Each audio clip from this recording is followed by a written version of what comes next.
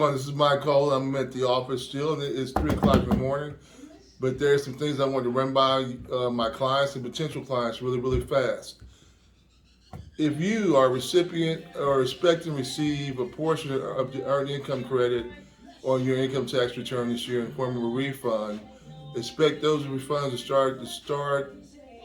to drop March the 1st this year. By law, typically, they normally are not allowed to release any of those returns before February the 15th. So it's always about a week or so after that they'll start releasing them normally, born into some type of government shutdown or something. Let's say out of the ordinary happening. So with that being said, we're moving forward. If you plan on coming to our income tax office, or if you plan on filing taxes with us, please, we're going to give you a list of things you need to be prepared with. Uh, a driver's license or valid or ID card, as long as they're valid, as long as they're not expired. Proof of income, all your W-2s, all your 1099s, not just the ones you like, not just the ones that get you what you want on TurboTax, but all of them. Uh, if you were in the healthcare marketplace, there's a form called 1095A. And I see in this year we're seeing a lot of people come in the office with those forms, and in some cases, what's happening is that how should I say it? They are having multiple forms because there was a special enrollment period that allowed people in some cases to go back and pick less expensive plans out of pocket, which is awesome and great, right? But the fact of the matter remains is that they have to be both for them be accounted for before your tax return move forward. And we've already had people have problems this year, but I will say the system is doing a better job of catching it than before, which is good because that saves us more time. I can't stress the importance of double checking your address and letting us know if you've moved and your direct deposit information. Okay, it's great that you gave it to us. It's great that it was dictated to us, but before you sign on it, make sure it's correct. Make sure the address is correct because we're dealing with a lot of people at once, and numbers run together after a while. Zeros start looking like one extra zeros. Ones start looking like sevens after a while. So let's make sure that we all work together as a team. We'll do the calculations. We'll do understanding tax law and tax rules.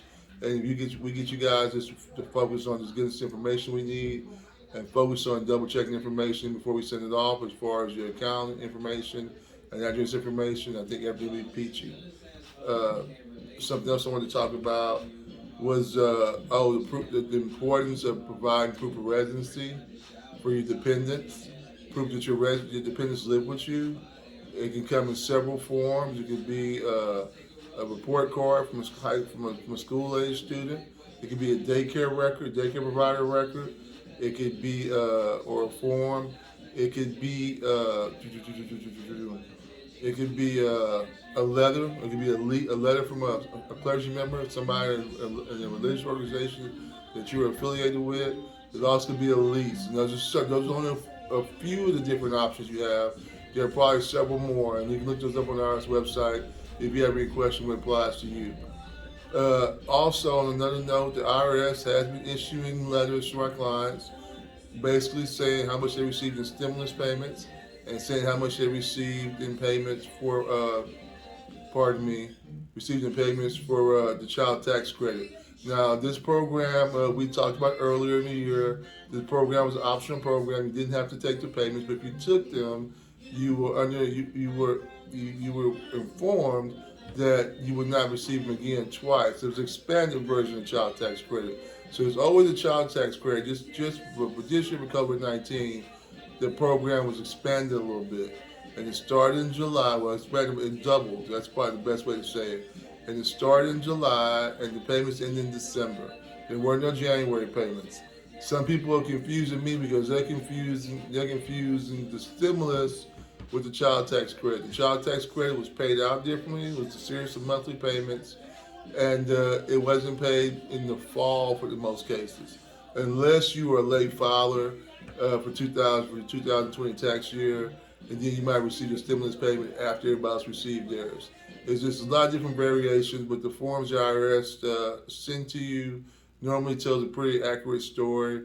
But if you see something's incorrect, make sure you bring it to your